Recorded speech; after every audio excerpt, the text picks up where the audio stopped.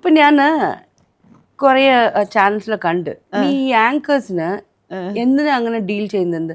അടിക്ക് പോകുന്നുണ്ട്, അല്ല എണിച്ചിട്ട് പോകും. ഇപ്പൊ ഞാൻ ഉണ്ട് മോളെ, ഇപ്പൊ നീ എന്താ എന്നാ ചെയ്യാൻ പോകുന്നുണ്ട്? ഇത് അമ്മ ഇതേ അത് നമുക്കിപ്പം എന്തെങ്കിലും നമ്മൾ കമ്മ്യൂണിക്കേറ്റ് ചെയ്തുകൊണ്ടിരിക്കുന്ന സമയത്ത് നമുക്ക് ട്രിഗറായി വരുന്ന എന്തെങ്കിലും പോയിന്റ്സ് വരും. സ്വാഭാവികമായിട്ട് നമ്മൾ റിയാക്ട് ചെയ്യും.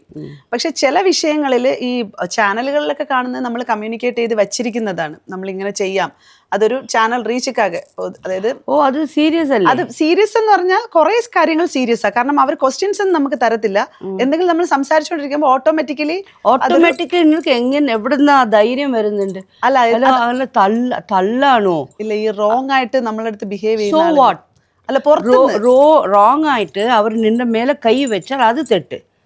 ഓക്കെ, ഒന്നും ചെയ്യാതെ വെറുതെ ക്വസ്റ്റ്യൻ കേട്ടാൽ നിനക്ക് ഇത്ര ദേഷ്യം വരും. അപ്പൊ എന്നെ എത്ര കാൽ ക്വസ്റ്റ്യൻസ് എന്നെ എല്ലാവരും കേട്ടിട്ടുണ്ട്. ഞാൻ ഈ ജനതിക കോട്ടതി അതിനൊക്കെ എന്നെ കേട്ടിട്ടുണ്ടല്ലോ. ഞാൻ എന്തെങ്കിലും അങ്ങനെ ട്രിഗർ ആയോ? അല്ല, എനിക്ക് ട്രിഗർ വരുന്ന ക്വസ്റ്റ്യൻ കേൾക്കുമ്പോഴത്തേക്കും എനിക്കതൊരു പ്രശ്നമുണ്ട്. അപ്പൊ ഞാൻ നിന്നെ ട്രിഗർ ചെയ്യ ക്വസ്റ്റ്യൻസ് മാത്രം കേൾക്കുള്ളൂ.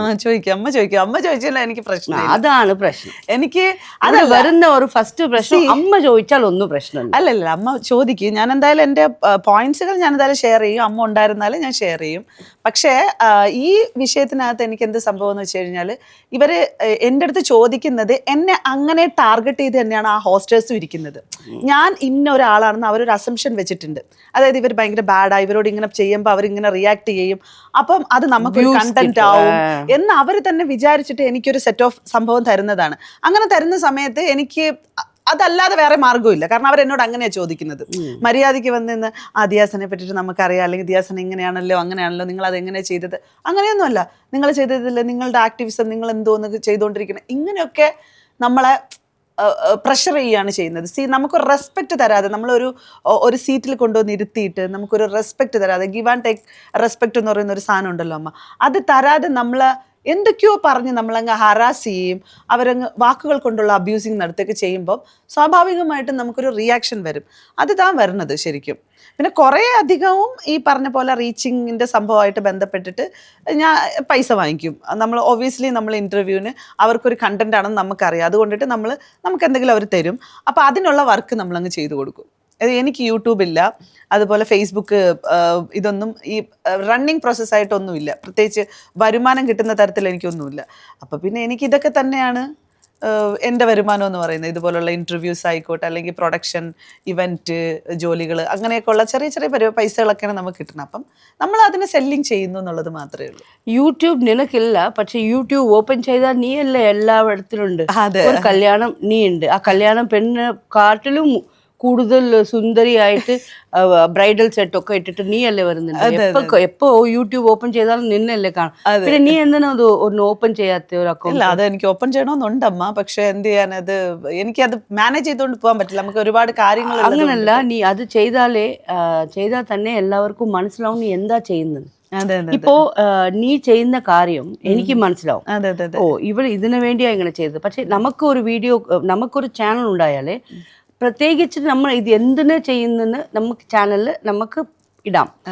അതല്ലാതെ പുറത്ത് വരുന്ന ചാനൽക്ക് നീ അങ്ങനെ പിടിക്കുന്നു അടിക്കുന്നു ആ സംഭവം മാത്രം മതി. അത് വെച്ചിട്ട് അവരാണ് പൈസ ഉണ്ടാക്കുന്നത്. നന്നായിട്ട് ഉണ്ടാക്കുന്നുണ്ട്. മില്യൺസ് ഓഫ് വ്യൂവേഴ്സ് ആണ് ഓരോ വീഡിയോ. അപ്പോൾ നീ പെട്ടെന്ന് നീ വന്ന് ഒരു ചാനൽ ഓപ്പൺ ചെയ്യണം. അതില് എന്നെ വിളിച്ച് ഒരു ഏതാത് നമുക്ക് ചെയ്യാം. എൻ്റെ புக் ரிலீஸிங் இருக்கு, அம்மாக்கு தெரியும் இல்லையா? அப்போ அந்த டைமில் നമുക്ക് ഇതുമേ സ്റ്റാർട്ട് പണി വെക്കാം. എന്തിന് ബുക്ക് എഴുതണമെന്ന് തോന്നി? ബുക്ക് എന്ന് പറഞ്ഞാൽ ഇപ്പം ജീവിത ചരിത്രമൊന്നും എഴുതാൻ വേണ്ടിയിട്ടുള്ള ടൈമൊന്നും നമുക്കായിട്ടില്ല. പക്ഷെ എൻ്റെ ജേണിയിൽ എനിക്ക് കുറേ വിഷയങ്ങളുണ്ട്. ഞാൻ എന്താണെന്നുള്ളതൊന്നും അധികം ആളുകൾക്ക് അറിയത്തില്ല. ഇപ്പം എന്നെ ആളുകൾ പലതരത്തിലാണ് ഇത് ചെയ്യുന്നത്. നമ്മൾ എന്തൊക്കെ ചെയ്താലും, ഇപ്പം ഒരു ആർട്ടിസ്റ്റ് വന്ന് ഒരു സിനിമയിൽ അഭിനയിച്ചാലോ ഡയറക്റ്റ് ചെയ്താലോ പ്രൊഡ്യൂസ് ചെയ്താലോ അവർ ചെയ്യുന്ന എന്ത് തൊഴിലിനെയും അബ്യൂസ് ചെയ്യാനും ഇൻസൾട്ട് ചെയ്യാനും മാത്രമാണ് സമൂഹത്തിൽ കുറേ ആളുകൾ ഇരിക്കുന്നത്. കുറേ ആളുകൾ, ഞാൻ പറയണത് എല്ലാ മനുഷ്യരെ അല്ല, ഒരു പണിയില്ലാതെ അങ്ങനെ ഫ്രസ്ട്രേറ്റഡ് പീപ്പിൾസ് ആയിട്ട് ഇരിപ്പുണ്ട് അവർ. അപ്പോൾ ഇവർ വന്ന് നമ്മൾ എന്ത് ചെയ്ത്, ഞാൻ എന്ത് ഏത് എന്നുള്ള ചോദ്യങ്ങൾ അവർ ചോദിക്കുന്നുണ്ട്.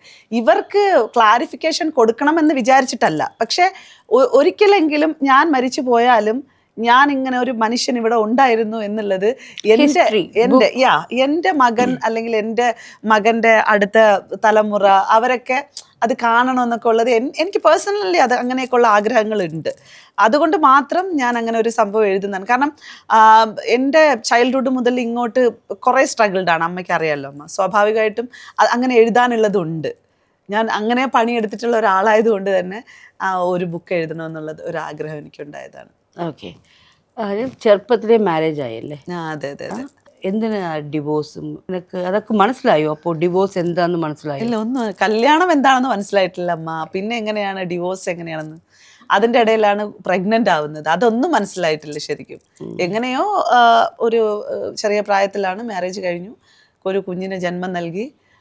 അതിൻ്റെ ഉള്ളിൽ തന്നെ എല്ലാ വിഷയങ്ങളും ഇവരുമായിട്ടൊക്കെ സെപ്പറേറ്റഡ് ആയി. ഭയങ്കര ഒരു പ്രശ്നം ഉള്ള ഒരാളായിരുന്നു. എന്നെ വളരെ വലിയ രീതിയിൽ ഉപദ്രവിക്കുകയും അതുപോലെ എൻ്റെ ഉമ്മായും വാപ്പായും എനിക്ക് കുറേ സ്വർണവും സാധനങ്ങളൊക്കെ തന്നിട്ടുണ്ടായിരുന്നു. അപ്പോൾ അതെല്ലാം ആള് വളരെ കുറച്ച് ദിവസത്തിനുള്ളിൽ തന്നെ കൊണ്ടുപോയി അയാളുടെ സഹോദരിക്ക് വേണ്ടിയിട്ടാണ്, അവരുടെ കുടുംബത്തിന് വേണ്ടിയിട്ട് എന്നെ നല്ല രീതിയിൽ പണത്തിന് വേണ്ടിയിട്ട് ഉപയോഗിച്ചു എന്ന് വേണമെങ്കിൽ പറയാം.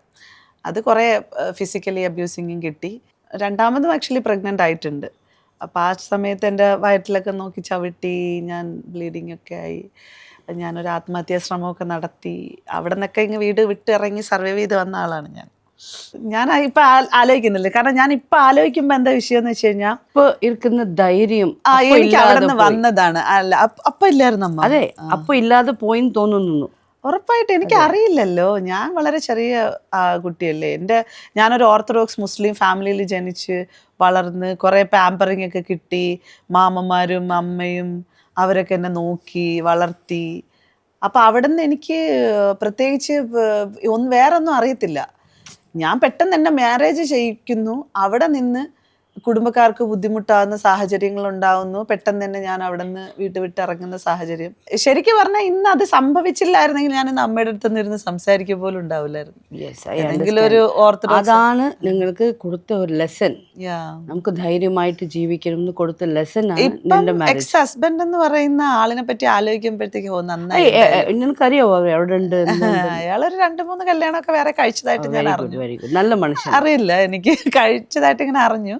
പക്ഷെ ഞാൻ ഇപ്പം ഇന്ന് ആലോചിക്കുമ്പോഴത്തേക്ക് നന്നായി. അയാൾ ഉണ്ടായിരുന്നോണ്ടാണ് എനിക്ക് കുറേ കാര്യങ്ങൾ ചെയ്യാൻ പറ്റി. എനിക്ക് ഒരുപാട് കാര്യങ്ങൾ ചെയ്യാൻ പറ്റി. ഞാൻ അല്ലെങ്കിൽ ഒരു മുസ്ലിം ഓർത്തഡോക്സ് ആയിട്ടുള്ള ഒരു ഫാമിലിയുടെ ഉള്ളിൽ കിടന്ന് ജീവിക്കേണ്ടി വന്നതായിരുന്നു. അപ്പോൾ ചിലപ്പോൾ അങ്ങനെയൊക്കെ ജീവിക്കുന്ന ഇഷ്ടമുള്ള ആൾക്കാരൊക്കെ ഉണ്ട്. എൻ്റെ ഉമ്മച്ചിക്കൊക്കെ ഭയങ്കര ഇഷ്ടമാണ് അങ്ങനെയൊക്കെ. എൻ്റെ അനിയത്തിക്ക് ഇഷ്ടമാണ് കുടുംബമായിട്ടൊക്കെ ജീവിച്ച് ഇങ്ങനെ അങ്ങനെ ഒരു സെക്കൻഡ് മാരേജ് പ്ലാൻ ചെയ്തില്ല. സെക്കൻഡ് മാരേജ് എനിക്ക് ഓൾറെഡി നടന്ന മാരേജിൽ ഞാൻ ഇപ്പോഴും മടുത്തു ഇതാക്കിയിട്ടില്ല. കാരണം എനിക്ക് ഭയങ്കരമായിട്ട് ആണുങ്ങളോടൊക്കെ ഭയങ്കര പ്രശ്നം ഉണ്ടായിരുന്നു. ഞാനൊരു 27 വയസ്സിനൊക്കെ ശേഷമാണ് ഞാൻ മര്യാദയ്ക്ക് ആണുങ്ങളോടൊക്കെ ഒന്ന് സംസാരിക്കാനോ ഞാൻ എൻ്റേതായിട്ടുള്ള ഫീലിങ്സ് എക്സ്പ്രസ് ചെയ്യാനോ ഒക്കെ തുടങ്ങിയത്. ശരിക്കും അതുവരെ എനിക്ക് കാണുമ്പോൾ തന്നെ ഭയങ്കര പ്രശ്നമായിരുന്നു. എനിക്കൊരു തുറച്ചു നോട്ടം വന്നാലോ ഒക്കെ എനിക്ക് ഭയങ്കര പ്രശ്നമായിരുന്നു. കാരണം എനിക്ക് അത്രയും വലിയൊരു ഡ്രോമയാണ് എൻ്റെ ലൈഫിൽ എനിക്ക് കിട്ടിയത്. ഞാൻ കണ്ടാലും എല്ലാവരും ആരെ കണ്ടാലും വാടോ പോടോ എന്നല്ലേ നീ വിളിക്കുന്നത്. അതെ അതെ അതെ. അത് എനിക്ക് ആ ചില നോട്ടങ്ങളോടുള്ള പ്രശ്നമാണ്. ചിലരൊന്നും മര്യാദയ്ക്കായിരിക്കും നോക്കുന്നത്, പക്ഷെ എനിക്ക് അറിയില്ല അവരെങ്ങനെ നോക്കണേന്ന്. അപ്പം ഞാൻ ചിലപ്പോൾ റിയാക്ട് ഒക്കെ ചെയ്തു പോകുന്ന ഒരു ഇതായിരുന്നു. ഇപ്പം അങ്ങനെയൊന്നുമില്ല. ഇപ്പം എനിക്ക് എല്ലാവരെയും ഒരുവിധം മനസ്സിലാവുകയൊക്കെ ചെയ്യും. അന്ന് എൻ്റെ ഒരു മനനില അതല്ലായിരുന്നു. അതുകൊണ്ടിട്ട് സംഭവിച്ചിട്ടൊക്കെ പോയിട്ടുണ്ട്. കുറേ തെറ്റുകളായിട്ടൊക്കെ എൻ്റെ ഭാഗത്തുനിന്ന് സംഭവിച്ചിട്ടൊക്കെ ഉണ്ട്. ആളുകളെ മിസ്അണ്ടർസ്റ്റാൻഡിങ് ചെയ്തിട്ടൊക്കെ ചില പുരുഷന്മാരോട് മിസ്ബിഹേവ് ചെയ്ത സാഹചര്യങ്ങളൊക്കെ എനിക്ക് ഉണ്ടായിട്ടുണ്ട്. കാരണം എൻ്റെ ലൈഫിൽ സംഭവിച്ചത് ആണ് അയാൾ ചെയ്യാൻ ഉദ്ദേശിക്കണേന്നുള്ളത് ഞാൻ അസംഷൻ ചെയ്തിട്ട് അങ്ങനെ സംഭവിച്ചിട്ടുണ്ട്. അപ്പം അത്തരത്തിലുള്ള മനുഷ്യരോടൊക്കെ ഞാൻ പിന്നീട് ക്ഷമ പറയുകയും അതെൻ്റെ ഭാഗത്തു നിന്ന് വന്ന മിസ്റ്റേക്ക് ആണെന്ന് റിയലൈസ് ചെയ്യാം. പിന്നെ ഞാൻ എന്തെങ്കിലും ഇപ്പം ഒരു വിഷയം കിട്ടിക്കഴിഞ്ഞാൽ ഞാൻ ആ വിഷയത്തെ കുറേ നേരം ഇരുന്ന് ഇങ്ങനെ ആലോചിച്ച് നോക്കി അയാളുടെ ഭാഗത്ത് ശരിക്കും തെറ്റുണ്ടോ എന്നൊക്കെ നോക്കി തന്നെ ഇപ്പം ഇതാക്കാറുള്ളൂ. പണ്ട് എല്ലാവരും അങ്ങ് അബ്യൂസറാണെന്നുള്ള ഒരു തോട്ട് തന്നെയായിരുന്നു മൈൻഡിൽ ഇട്ടിട്ടുണ്ടായിരുന്നു. പിന്നെ പോകെ ഈ വിഷയങ്ങളെയൊക്കെ അവരുടെ കള്ള കേസായിട്ടൊക്കെ മാറുന്ന സാഹചര്യങ്ങൾ കൺമുന്നിൽ തന്നെ കാണുന്ന സാഹചര്യത്തിൽ കുറേയൊക്കെ മാറി തുടങ്ങി. അതൊക്കെ നീ കണ്ടുപിടിക്കുന്നുണ്ട്? അല്ല, കണ്ടുപിടിക്കുന്നുണ്ട്. എനിക്ക് അടുത്തുള്ള അല്ലമ്മ, ഇത് അടുത്തുള്ള ആളുകള് ഇല്ല. നിനക്ക് എന്തിനാ ഇതൊക്കെ? ഈ ജോലി എന്താ ജോലി? ആരുടെ പ്രശ്നമായാലും അങ്ങോട്ട് ചെന്ന് അവർക്ക് ഹെൽപ്പ് ചെയ്യുന്നത്. നിനക്ക് അതിൽ പൈസ കിട്ടുന്നൊന്നും ഇല്ല, അത് എനിക്കറിയാം. പിന്നെ എന്തിനാ ഇതൊക്കെ ചെയ്യുന്നുണ്ട്? ജീവിതത്തിൽ ഒരുപാട് സ്ട്രഗിൾ ചെയ്തെന്ന് ഞാൻ പറഞ്ഞായിരുന്നല്ലോ. അപ്പൊ എന്നെ സഹായിക്കാൻ ഒരു മനുഷ്യനും ഉണ്ടായിരുന്നില്ല. എനിക്ക് തോന്നുന്നു എന്നെ സഹായിക്കാൻ ആ സമയത്ത് ആരെങ്കിലും ഒക്കെ ഉണ്ടാവുകയോ എന്നെ ഒന്ന് സപ്പോർട്ട് ചെയ്യുകയൊക്കെ ചെയ്തിരുന്നെങ്കിൽ എൻ്റെ ലൈഫിൽ ഉണ്ടായ പ്രശ്നങ്ങളിൽ പകുതിയും എനിക്കൊന്ന് സമാധാനം ഉണ്ടാവുമായിരുന്നു. അപ്പൊ എൻ്റെ ഒരു ഇതിലെന്ന് വെച്ച് കഴിഞ്ഞാൽ ഇപ്പൊ ഒറ്റപ്പെടുന്ന സ്ത്രീകളായാലും കുട്ടികളായാലും അതുപോലെ അമ്മമാരായിക്കോട്ടെ, LGBT കമ്മ്യൂണിറ്റീസിലെ ആൾക്കാരായിക്കോട്ടെ, അവരുടെയൊക്കെ ലൈഫിൽ ഈ പറഞ്ഞ പോലെ ആരും ഇല്ലാത്തത് കൊണ്ട് തന്നെ ജീവിതത്തിൽ സംഭവിക്കുന്ന വിഷയങ്ങൾ കൊണ്ട് ആത്മഹത്യ വരെ പെട്ടെന്ന് തന്നെ സംഭവിക്കുന്ന സാഹചര്യങ്ങൾ ഉണ്ടായിട്ടുണ്ട്. അപ്പോൾ അവരെയൊക്കെ ഒന്ന് സമാധാനിപ്പിച്ച് എൻ്റെ അടുത്തേക്ക് വരുന്ന വിഷയങ്ങൾ അല്ലെങ്കിൽ ഞാൻ അറിയുന്ന വിഷയങ്ങൾ അങ്ങോട്ട് ചെന്ന് ഞാൻ സംസാരിക്കാറുണ്ട്. എൻ്റെ അടുത്ത് ഇങ്ങോട്ടും വരാറുണ്ട്. എനിക്ക് ഒരു പ്രൊഫൈൽ ആയതിനു ശേഷമാണ് ഇങ്ങോട്ടൊക്കെ വന്നു തുടങ്ങിയത്. ആദ്യം ഞാൻ ഈ വിഷയങ്ങൾ കേട്ട് ചില വീടുകളിലൊക്കെ ചെന്ന് അവരുടെ പ്രശ്നങ്ങളൊക്കെ മനസ്സിലാക്കി അവർക്ക് വേണ്ട നിയമ സംവിധാനങ്ങൾ, അവർക്ക് വേണ്ട ഉപദേശങ്ങൾ, അവർക്ക് വേണ്ട അവരെ സമാധാനിപ്പിച്ചുകൊണ്ടുള്ള അവരുടെ കൂടെ ചങ്കായിട്ട് തന്നെ ഞാൻ നിന്ന് ഓരോ കാര്യങ്ങൾ ചെയ്തിട്ടുണ്ട്. ഇത്തരം കാര്യങ്ങൾ ചെയ്യുമ്പോഴത്തേക്കും എനിക്ക് പ്രശ്നം ഉണ്ടായിട്ടുണ്ട്. നമ്മൾ ചെയ്ത് കഴിഞ്ഞതിന് ശേഷം സഹായിച്ചതിന് ശേഷം നമ്മൾ പ്രശ്നക്കാരായി വരുന്ന സാഹചര്യങ്ങൾ ഉണ്ടായിട്ടുണ്ട് ലൈഫിൽ. ഇപ്പൊ ചിലരെ സഹായിക്കുമ്പം അവർക്ക് ആവശ്യമായിരിക്കും.